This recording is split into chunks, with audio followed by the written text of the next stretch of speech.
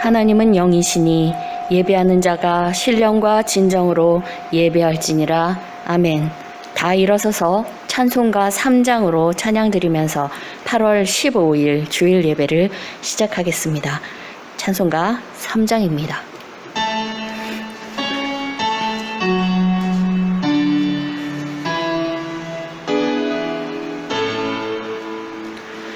성부 성자와 성령 찬송과 영광 돌려 보내세. 태초로 지금까지 또 영원 무궁토록 성삼위께 영광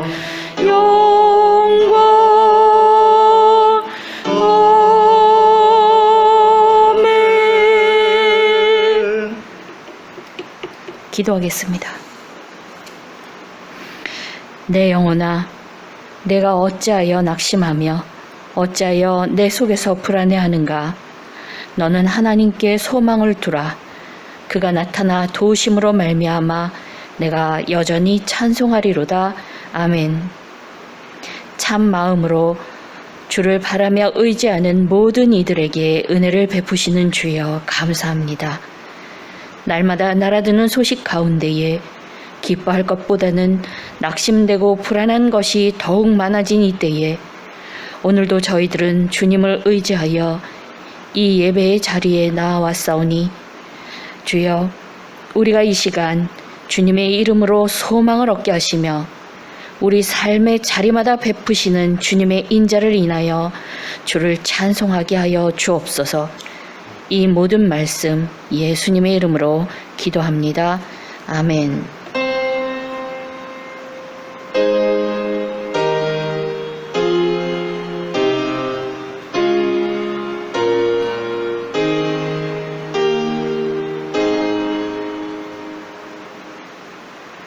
찬송가 38장으로 주님께 찬양 드리겠습니다. 찬송가 38장입니다.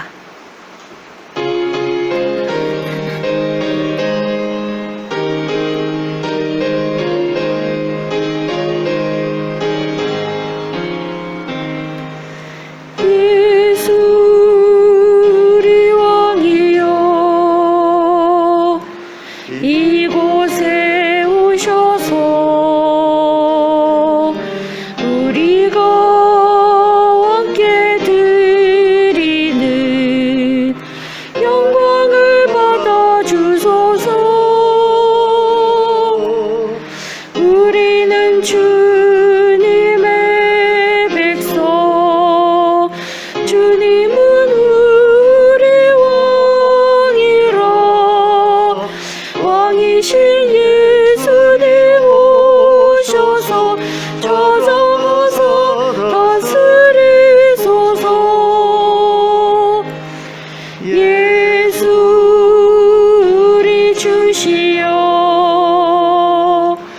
이곳에 오셔서 우리가 주께 드리는 찬양을 받아 주소서. 우리는 주님의 종들, 주님은 우리 주시라. 주 되신 예수님 오셔서 이 찬양을 받아 주소서.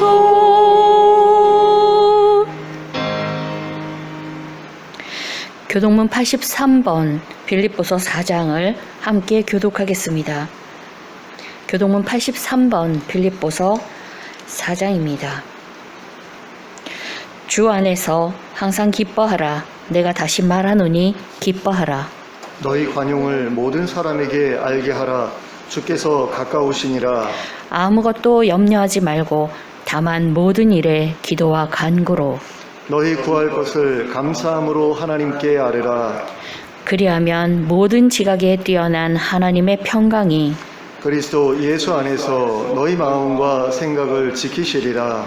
끝으로 형제들아 무엇에든지 참되며 무엇에든지 경건하며 무엇에든지 오르며 무엇에든지 정결하며 무엇에든지 사랑받을 만하며 무엇에든지 칭찬받을 만하며 무슨 덕이 있든지 무슨 기름이 있든지 이것들을 생각하라. 너희는 내게 배우고 받고 듣고 본 바를 행하라. 함께 봅니다. 그리하면 평강의 하나님이 너희와 함께 계시리라. 아멘. 사도신경으로 우리의 신앙을 고백하겠습니다. 전능하사 천지를 만드신 하나님 아버지를 내가 믿사오며 그 외아들 우리 주 예수 그리스도를 믿사오니 이는 성령으로 잉태하사 동정녀 마리아에게 나시고 본디오 빌라도에게 고난을 받으사 십자가에 못 박혀 죽으시고 장사한 지 사흘 만에 죽은 자 가운데서 다시 살아나시며 하늘에 오르사 전능하신 하나님 우편에 앉아 계시다가 저리로서 산자와 죽은 자를 심판하러 오시리라. 성령을 믿사오며 거룩한 공회와 성도가 서로 교통하는 것과 죄를 사하여 주시는 것과 몸이 다시 사는 것과 영원히 사는 것을 믿사옵나이다. 아멘. 다 자리에 앉으셔서 찬송가 216장으로 찬양하면서 헌금 봉헌하겠습니다. 찬송가 216장입니다.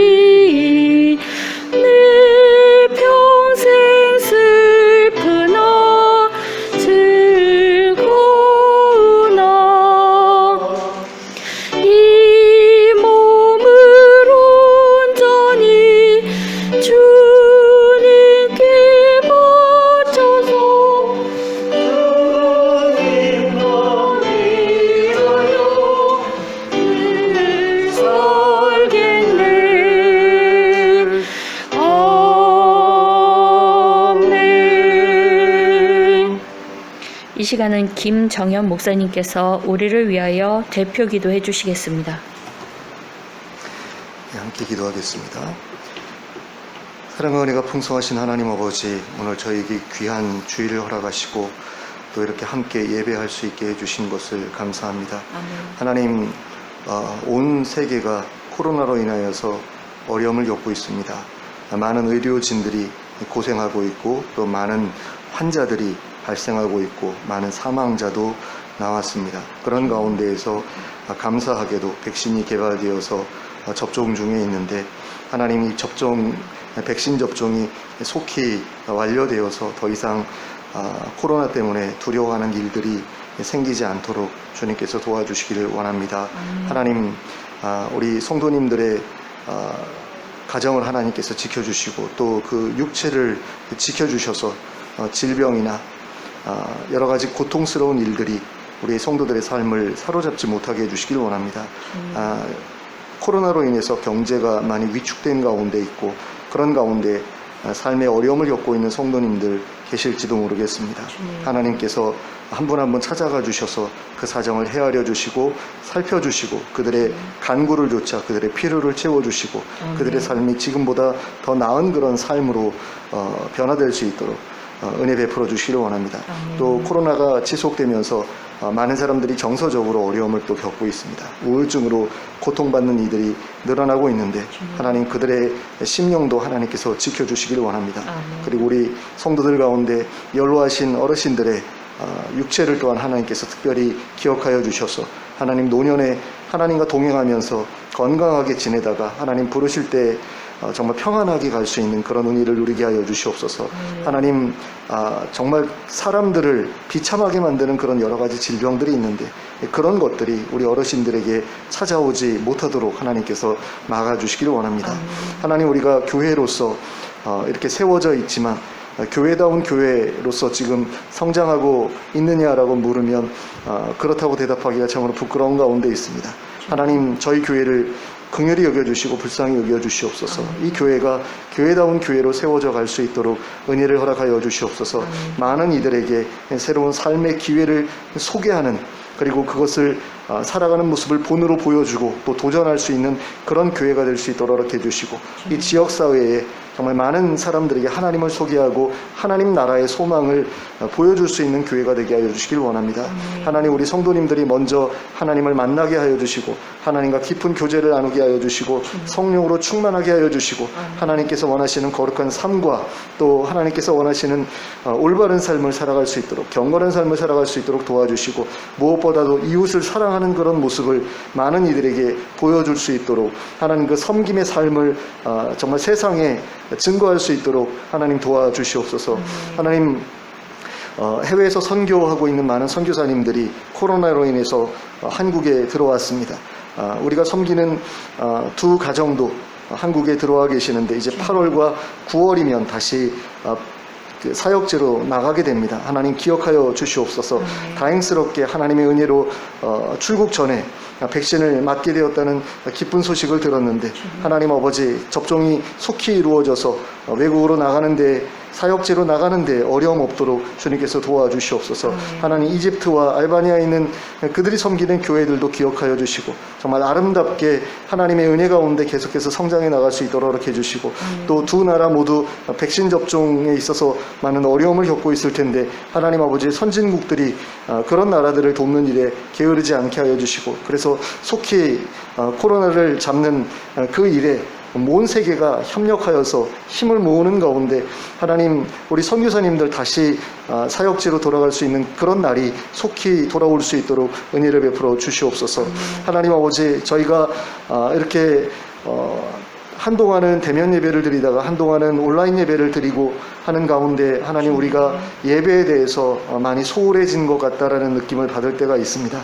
하나님 아버지, 정말 하나님을 경외하는 자는 그 삶 전체가 예배가 되어야 되는데 하나님, 그런 온전한 예배, 하나님 앞에서 삶으로 드리는 예배도 성실하게 드려야 되겠지만 하나님, 또 이렇게 공적인 형제들과 함께 같은 시간에 드리는 예배도 중요한 예배라는 사실을 우리가 잊지 않게 하여 주시고, 그래서 하나님, 예배에 게을러지지 않게 하여 주시고 예배를 통해서 하나님의 임재와 하나님의 음성과 또 하나님의 역사를 경험하는 우리 성도님들이 다 될 수 있도록 허락하여 주시옵소서. 하나님, 그래서 예배가 항상 기쁨이 되게 하여 주시고 예배를 통해서 얻는 그 즐거움으로 인하여서 예배를 포기할 수 없는 그런 삶이 될 수 있도록 도와주시옵소서. 하나님, 저희가 이 시간에 드리는 찬양과 기도와 또 저희의 예물과 또 정성을 받아주시고 또 하나님께서 하늘의 신령한 복으로 저에게 채워주시는 그런 은혜를 누리게 하여 주시옵소서. 하나님 말씀을 선포할 때에 하나님께서 친히 그 말씀에 역사하여 주셔서 그 말씀이 하나님의 음성이 되어서 우리 성도님들의 심령 가운데 새겨지게 하여 주시고 그대로 살아가기로 결단하게 하여 주시고 또 그대로 살 수 있는 힘도 얻어서 그 삶이 온전하게 구현되는 것을 하나님 많은 이들 앞에 증거할 수 있는 우리 성도님들 다 될 수 있도록 도와주시옵소서. 하나님 예배의 시종을 다시 한번 하나님께 의탁드립니다. 예수 그리스도의 이름으로 기도하였습니다. 아멘.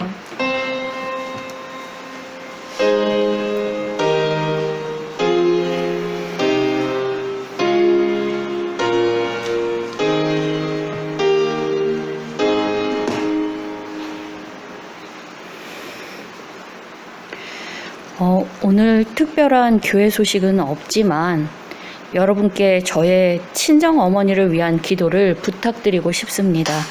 저의 친정 어머니께서 오늘 병원에 입원하셔서 내일 모레 무릎 인공관절 수술을 하시게 되었습니다.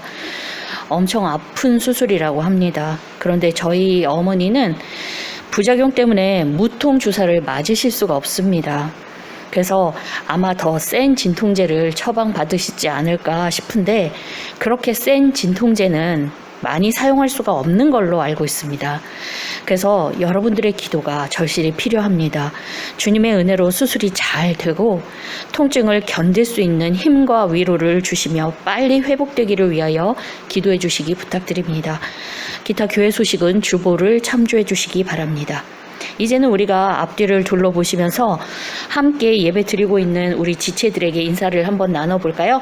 예수님의 이름으로 사랑하고 축복합니다. 사랑하고 축복합니다. 네, 이렇게 한데 모여서 예배하고 인사하니까 참 좋죠. 오늘 우리에게 주신 하나님의 말씀은 마가복음 7장 24절에서 30절까지의 말씀입니다.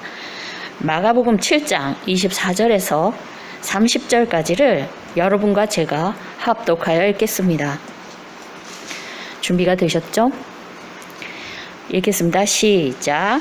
예수께서 일어나사 거기를 떠나 두로 지방으로 가서 한 집에 들어가 아무도 모르게 하시려 하나 숨길 수 없더라.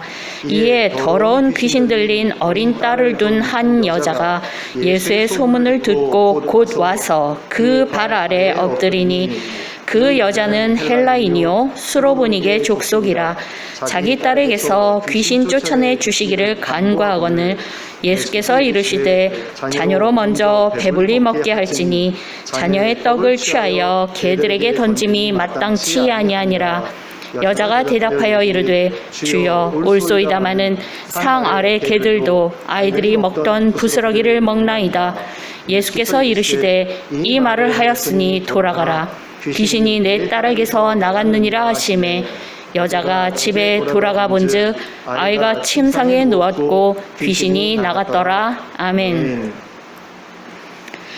오늘 우리에게 주어진 이 말씀의 줄거리는 매우 간단합니다. 예수님이 수로보니게 여인의 귀신 들린 딸을 고쳐주셨다는 것입니다. 그러나 이것은 단순한 축사 이야기가 아닙니다. 그리고 우리가 이 이야기를 통해 종종 생각해왔던 것처럼 마음을 겸손히 하여 기도를 열심히 하면 하나님께서 꼭 들어주실 것이다 하는 걸로 결론이 나는 그런 이야기도 아닙니다. 이 이야기에는 수로보니게 여인의 개인사와 더불어 당시 유대의 정치적인 상황과 구속사적으로 장차 이루어질 큰 일의 처음 한 모퉁이라는 복잡하고 커다란 규모의 의미들이 반전에 반전을 거듭하면서 담겨 있는 것입니다. 지금부터 저와 함께 그것이 무엇인지, 그리고 그것이 지금 여기 살고 있는 나와 어떤 연관이 있는 것인지 하나씩 풀어가 보겠습니다. 먼저 24절에 보니 예수님은 거기를 떠나 두로 지방으로 가셨다고 했습니다. 그리고 거기에 있는 한 집에 들어가 머무셨는데 지금 예수님이 어디에 계시는지 아무도 모르게 하려고 하셨다고 했습니다. 이 말씀은 이제껏 보여주셨던 예수님의 행보와 아주 다른 패턴입니다.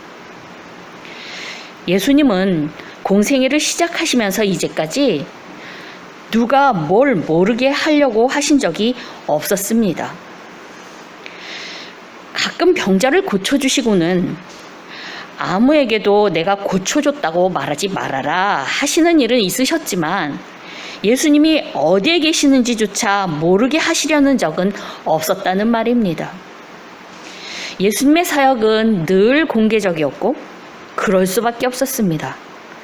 왜냐하면 백성들에게 하나님 나라의 복음을 전하는 것이 예수님의 사역이었기 때문입니다. 그런데 이때 예수님은 당신이 어디에 계신지 아무도 모르게 하시려 했다는 것입니다. 대체 예수님이 왜 그러신 것일까요? 그것을 알기 위하여 우리는 지난주 본문을 참고할 필요가 있습니다. 지난주 본문 마가복음 7장 1절에서 23절의 말씀은 예수님이 오병이어의 표적을 보이신 후 게네사렛에서 바리새인들과 또 예루살렘에서 온 서기관들과 더불어 정결의식에 대하여 논쟁하신 이야기였습니다. 이때 예수님은 바리새인들과 서기관들에게 하나님의 계명은 버리고 장로들의 전통만 지키는 외식하는 자들이라고 꾸짖으셨습니다. 그리고는 고르반 제도의 예를 들어 바리새인들과 서기관들이 자기들의 정치적, 종교적 기득권을 유지하기 위하여 장로들의 전통을 하나님의 율법과 동등한 위치에 올려놓고 하나님의 계명을 저버리는 데 사용하고 있었던 현실을 꼬집어 주셨습니다. 그런데 그때에 예수님의 말씀을 들은 바리새인들과 서기관들은 어떠했을까요? 어떤 생각을 하며 어떤 느낌을 받았을까요? 자기들의 죄를 뉘우치고 회개했을까요? 마가복음 7장에는 그들이 어떤 반응을 했는지에 대하여 나와 있지 않습니다. 그러나 결과적으로 그들이 예수님을 로마인의 손에 넘겨 십자가를 지게 만든 것을 보면 아마도 이때 그들은 예수님의 말씀을 듣고 회개하지 않았을 것이라는 생각이 듭니다. 회개는커녕 도리어 예수님에 대한 반감만 커졌을 것 같습니다. 왜냐하면 예수님은 그들이 지금까지 목숨처럼 지켜오던 정결의식, 특히 음식법을 폐지하셨기 때문입니다. 사람의 입으로 들어가는 음식이 사람을 더럽게 하는 것이 아니라 사람의 마음에서 나오는 악한 생각이 사람을 더럽게 하는 것이라 하시면서요.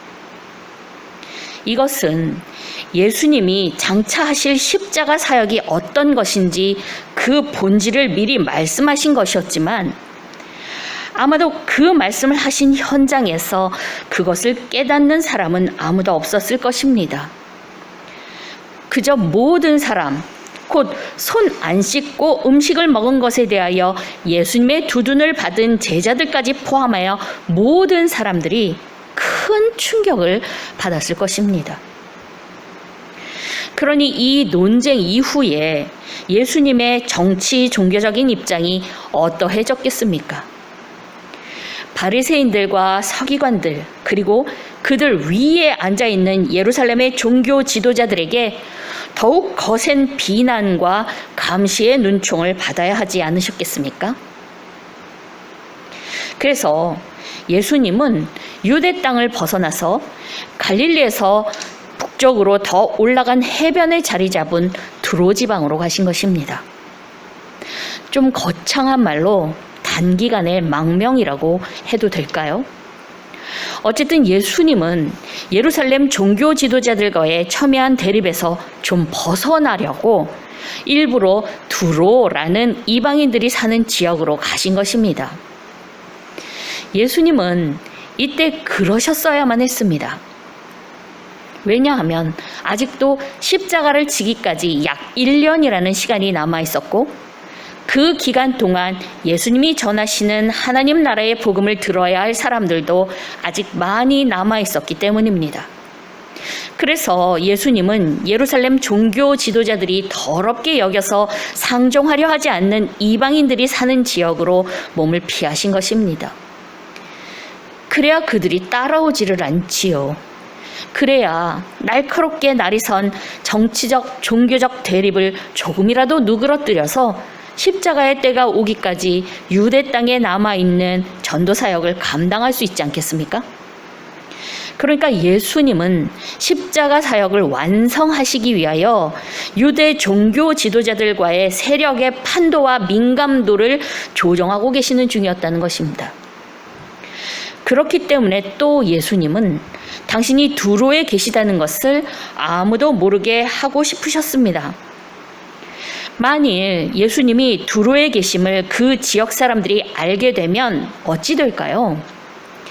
아마도 벌써부터 예수님이 일으키신 이적과 기적에 대한 소문을 듣고 있던 많은 이방인들이 예수님께 몰려와서 예수님은 거기에서도 말씀을 전하고 여러 가지 이적들을 베풀어 주시는 사역을 하시게 될 것이었습니다. 그런데 그렇게 되면 예수님은 이 상황에서 정치 종교적으로 더 큰 위기를 맞으실 수도 있었습니다. 정결의식과 음식법은 유대인과 이방인을 구별하는 유대인의 정체성과 맞닿아 있는 문제였기 때문에 그것에 대해 비판하신 예수님이 이방 지역에서 사역을 한다는 것은 예수님의 참뜻을 이해할 수 없는 대부분의 사람들로서는 단순한 전도 사역 그 이상의 의미로 받아들여질 수 있기 때문이었습니다. 이미 세리와 창기와 같은 죄인의 친구라는 별명을 얻으신 예수님이시지만 지금의 상황에서 이방 지역에서의 사역은 하나님의 율법을 부인하고 유대인을 모욕하는 행위로 오해받을 수 있는 여지가 충분했다는 말입니다. 그래서 예수님은 두로 지역으로 가셔서 아무도 모르게 은둔하시면서 쉬려고 하셨다는 것이 상황상 알맞은 해석입니다. 그렇게 재충전의 시간을 가지면서 예수님은 아마도 다음 사역을 계획하셨을 것입니다. 십자가를 지기까지 앞으로 1년. 예수님은 이제 사역의 막바지에 접어드는 이 시기에 그동안의 사역과는 좀 다른 사역 계획을 세우셨어야 했을 것입니다. 왜냐하면 예수님의 십자가의 죽음과 부활 이후에는 제자들이 새롭게 세워진 교회를 섬겨야 하는데 그것을 감당한 준비가 아직 많이 미흡했기 때문입니다. 그래서 십자가를 지실 시간이 다가올수록 예수님은 대중사역보다 제자훈련에 더 많은 힘을 쓰시는 것을 볼 수 있습니다. 아무튼 예수님은 이모 저모 다 고려하시고 생각하셔서 지금 두로에 와 계시고 당신이 거기 와 계신 것을 아무도 모르게 하고 싶으셨더라는 것입니다. 그러나 그것이 예수님의 뜻대로 되지 않았습니다. 24절 끝부분을 보니 숨길 수 없었다 하고 되어 있는 것입니다. 왜냐하면 예수님의 소문이 유대 땅 근처 이방인의 지역까지 쫙 퍼져 있었기 때문입니다. 그래서 예수님이 두로에 계시다는 소문을 들은 한 여인이 예수님께 찾아왔습니다. 그런데 그 여인은 유대인들이 보기에 매우 부정한 여인이었습니다. 왜냐하면 그녀는 수로보니게 여인, 수리아 지역에 살고 있는 베니키아인, 곧 이방인이었고 여자였고 거기다가 더러운 귀신 들린 어린 딸을 둔 사람이기 때문입니다. 그런데 부정하고 열등한 모든 조건을 다 갖춘 것 같은 이 여인이 예수님의 소문을 듣자마자 찾아 달려와서는 그 발 아래 쓰러지듯이 엎드려서 자기 딸에게서 귀신을 쫓아내달라고 간절히 구했던 것입니다. 오늘 본문과 똑같은 내용을 기록하고 있는 마태복음 15장 22절에는 가나안 여자 하나가 그 지경에서 나와서 소리질러 이르되 주 다윗의 자손이여 나를 불쌍히 여기소서.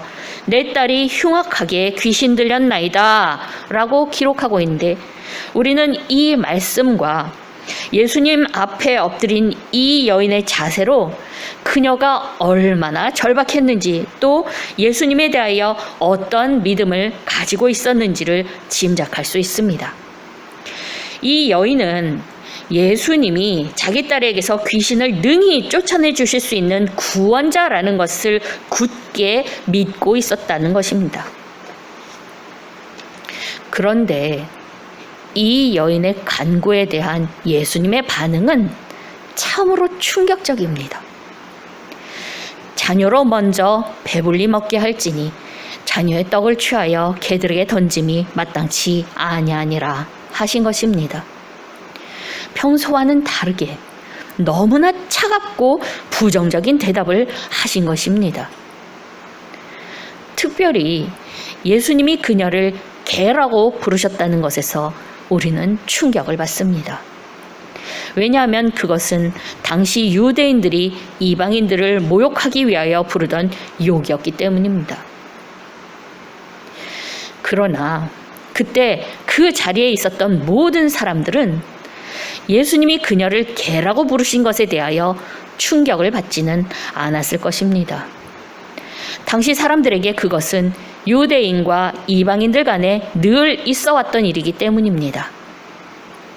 도리어 예수님이 세상에 온갖 부정을 다 갖춘 것 같은 이방인 여인과 말을 섞었다는 것이 더 큰 충격이었을 것입니다. 그만큼 당시의 사람들에게 유대인과 이방인들 간의 벽은 아주 높고 두터웠습니다. 그러면 예수님이 이 여인의 간구를 거절하신 것인가? 그렇지는 않습니다. 언뜻 보면 오늘 본문 27절의 말씀은 예수님이 이 여인의 요청을 차갑게 거절하신 것 같아 보이지만, 말씀을 자세히 들여다보면 이 말씀은 여인의 요청을 거절하신 것이 아니라 당시에 그 주변에서 이 상황을 지켜보는 많은 사람들을 가르치시기 위한 하나의 방법이었다라는 것을 알 수 있습니다. 오늘 본문과 똑같은 내용을 기록하고 있는 마태복음 15장 24절에서 예수님은 이렇게 말씀하십니다. 나는 이스라엘 집에 잃어버린 양 외에는 다른 데로 보내심을 받지 아니하였노라. 이 말씀의 뜻이 오늘 본문 27절 자녀로 먼저 배불리 먹게 할지니 자녀의 떡을 취하여 개들에게 던짐이 마땅치 아니하니라 와 똑같다라고 볼 때 이 말씀의 뜻은 보다 분명해집니다. 곧 예수님이 하나님 나라의 복음을 전하시는 대상에는 순서가 있었다는 것입니다. 하나님의 자녀인 이스라엘 백성이 먼저고 이방인은 그 다음 순서라는 것입니다. 이것은 이미 아브라함을 부르셨을 때부터 정하신 하나님의 계획이었습니다. 내가 너로 큰 민족을 이루고 내게 복을 주어 내 이름을 창대하게 하리니 너는 복이 될지라. 땅의 모든 족속이 너로 말미암아 복을 얻을 것이라. 이렇게 말씀하신 창세기 12장 2절과 3절의 말씀이 그것입니다. 그래서 예수님은 이 계획에 따라 지금까지 주로 유대인들에게 복음을 선포해 오신 것입니다. 이러한 가르침은 예수님이 십자가 죽음과 부활 이후에 승천하시면서 제자들에게 남기셨던 사도행전 1장 8절의 말씀, 오직 성령이 너희에게 임하시면 너희가 권능을 받고 예루살렘과 온 유대와 사마리아와 땅 끝까지 이르러 내 증인이 되리라 하신 것에 더 분명히 나타나 있고, 바울도 그 말씀을 받들어 전도함에 있어 첫째는 유대인들에게요 또한 헬라인에게로다 라고 한 것입니다. 그러나 그렇다고 예수님이 이제까지 이방인을 냉담하게 지나치신 것은 아닙니다. 우리가 이미 살펴본 마가복음 5장에서도 예수님은 거라사 지방에서 군대 귀신 들린 이방인에게서 귀신들을 쫓아내 주신 적이 있지 않으십니까? 그러니 예수님은 이 수로보니게 여인이 이방인이라서 그 간구를 거절하신 것이 아니라 그녀의 간구를 통하여 이와 같은 구원 사역의 계획을 알려주시고자 하신 것입니다. 그러니까 예수님은 이 계획을 말씀하심으로써 이제까지 자기들만 구원의 대상이 된다고 생각하는 유대인들의 잘못된 생각을 바로 잡고 그들의 교만을 깨닫게 하며 이방인들에게 큰 구원의 기쁜 소식을 주시려는 것이었습니다.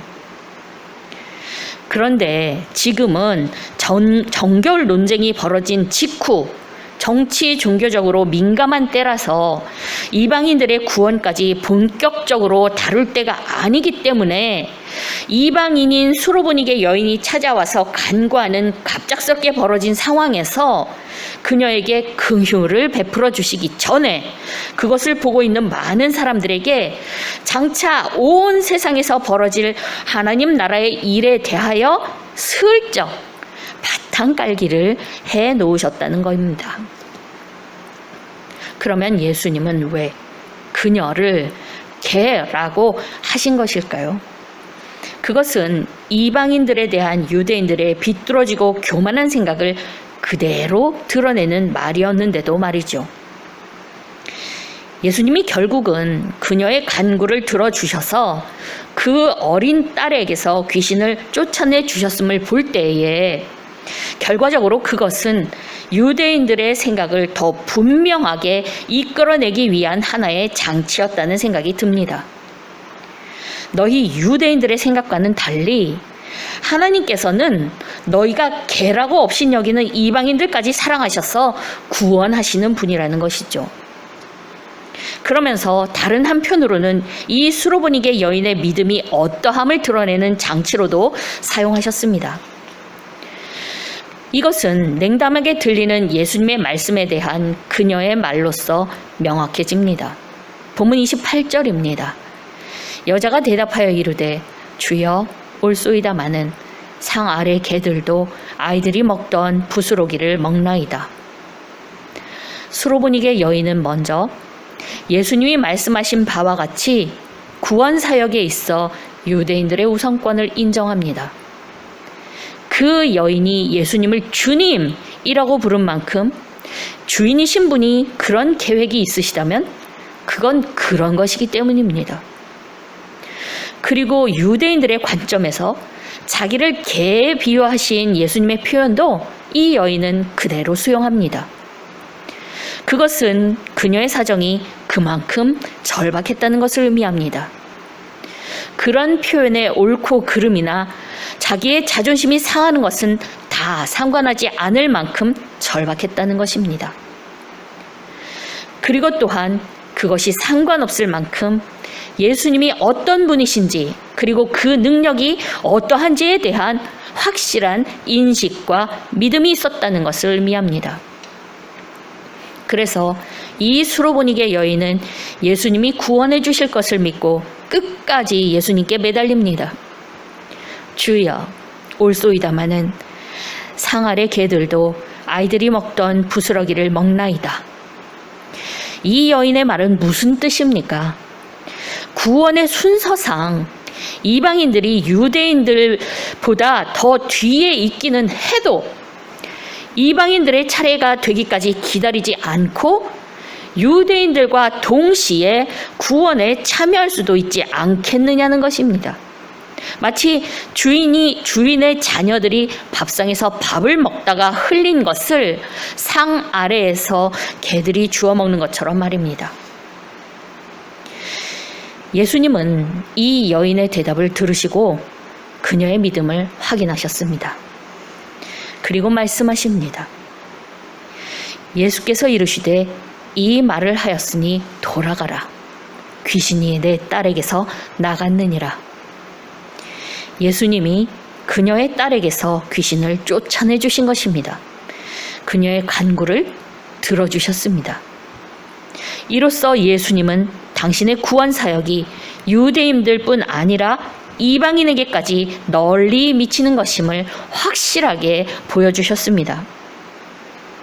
그리고 창세기 12장으로부터 드러난 하나님의 계획이 이루어져서 지금 여기에 내가 서 있습니다.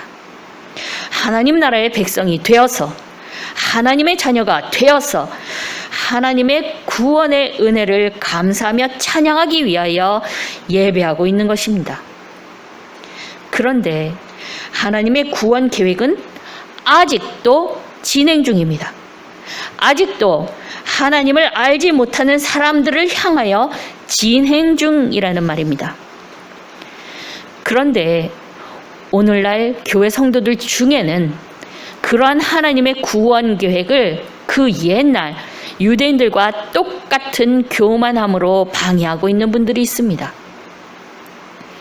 유대인들이 이방인들을 차별했던 것과 똑같이 오늘날 성도들 중에는 우리 이웃을 차별하여 마치 구원받을 자격이 없는 것처럼 여기고 대하는 분들이 있다는 것입니다.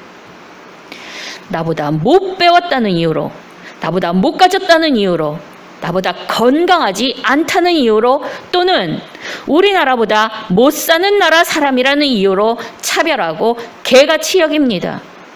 심지어는 나보다 규모가 작은 교회에 다닌다는 이유로, 나보다 기도를 덜 하고 여러 가지 교회에서 하는 활동을 못 한다는 이유로 나와 함께 지체된 형제를 판단하고 업신여기며 차별하여 대하기까지 합니다. 이것이 어찌된 일입니까? 성도가 할 짓입니까? 사람은 모두 하나님 앞에서 똑같습니다. 똑같이 죽을 죄인이며 똑같이 예수님의 십자가로만 구원을 얻을 수 있는 자들입니다. 예수님이 어떤 사람들을 위하여는 2번 십자가에서 죽으셨습니까? 우리 이방인들이 하나님 앞에서 유대인들보다 못한 존재입니까? 그렇지 않습니다. 먼저는 유대인에게요, 또한 헬라인에게로다 하신 말씀은 구원의 순서상 그렇다는 것이고, 또 그것은 지나간 구원의 역사로 볼 때 사실이었습니다. 단지 그것뿐이었습니다. 하나님이 이스라엘을 먼저 선택하사 그의 소유로 삼으신 것은 그들이 잘나서가 아닙니다. 신명기 7장 7절에서 하나님은 모세를 통하여 이와 같이 말씀하십니다. 여호와께서 너희를 기뻐하시고 너희를 택하심은 너희가 다른 민족보다 수요가 많기 때문이 아니니라. 너희는 오히려 모든 민족 중에 가장 적으니라.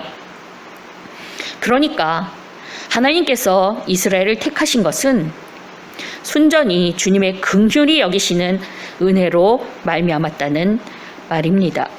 그런데 그렇게 구원받기는 우리도 마찬가지입니다. 하나님의 긍휼과 은혜로 구원받았다는 것입니다. 우리의 그 어떤 조건이 아니라요. 그리고 그것은 우리뿐만 아니라 우리 이웃이 구원받는 유일한 길이기도 합니다. 예수님이 내 이웃을 위하여 죽으셨다는 것입니다. 그러니까 내 이웃은 나보다 못 배우고 못 살고 아직 예수를 모르는 그들은 예수님이 목숨 바쳐 구해내고 싶어 하시는 사람들이라는 말입니다. 그들의 어떤 조건과도 상관없이 예수님이 당신의 목숨만큼이나 귀하게 여기는 그런 사람들이라는 말입니다. 그런데 하나님이 따지시지 않는 재산과 지식과 건강과 국적을 가지고 성도인 우리들이 그들을 차별하면 되겠습니까? 우리가 그들의 조건을 보고 차별하고 업신여긴다면 어떻게 그들이 우리를 보고 하나님의 사랑과 거룩하심을 알 수 있겠습니까? 그들이 어떻게 하나님 나라의 백성이 될 수 있겠습니까? 만일 하나님 나라가 이 세상과 똑같이 조건에 따라서 차별받는 곳이라면 들어가기 싫겠죠. 우리라도 그러지 않겠습니까? 그러므로 여러분, 차별하지 마십시다. 나는 차별하지 않는데? 아니요.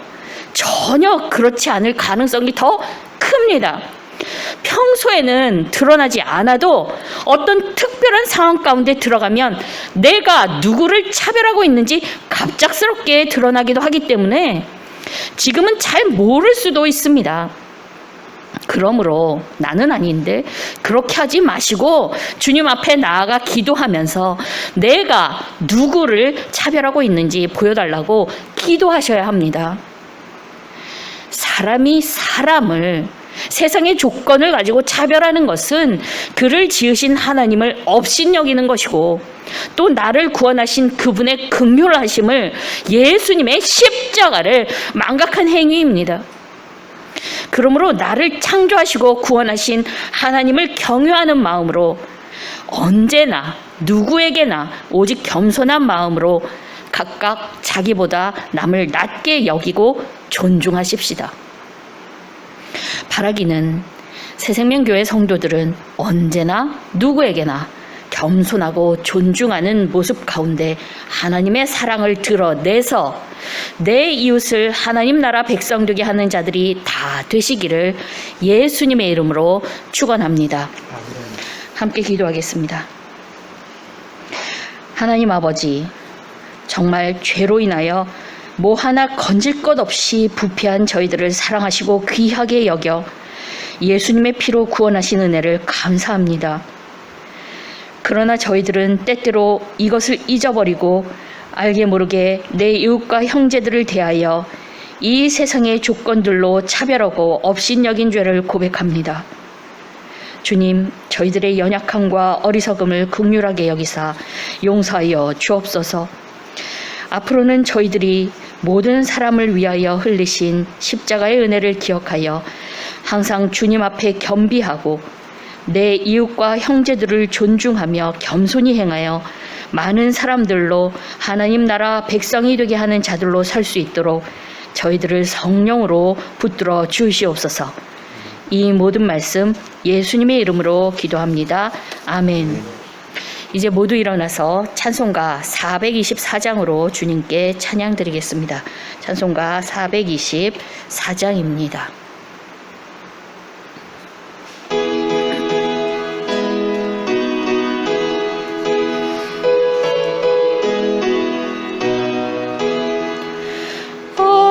아버지여, 나의 마음을 맡아 주관하시고 완악하고 교만한 것 면케하여 주소서.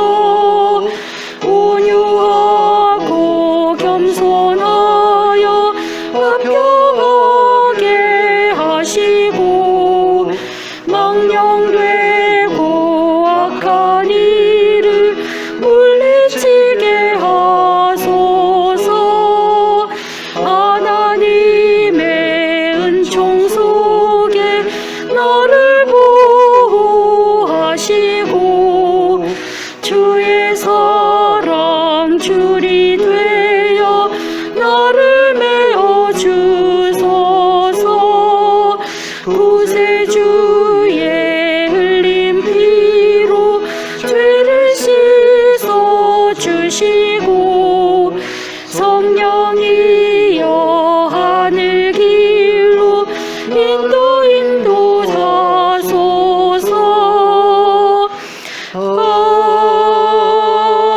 아멘. 함께 기도하겠습니다. 주 예수 그리스도의 은혜와 하나님 아버지의 극진하신 사랑하심과 성령의 교통하심이 모든 사람을 위하여 흘리신 십자가의 은혜를 기억하여 항상 주님 앞에 겸비하고 내 이웃과 형제들을 존중하며 겸손히 행하여 많은 사람들로 하나님 나라 백성 되게 하는 자들로 서기를 소원하는 모든 성도들과 그 가정과 나라 위에 함께 있을지어다. 아멘.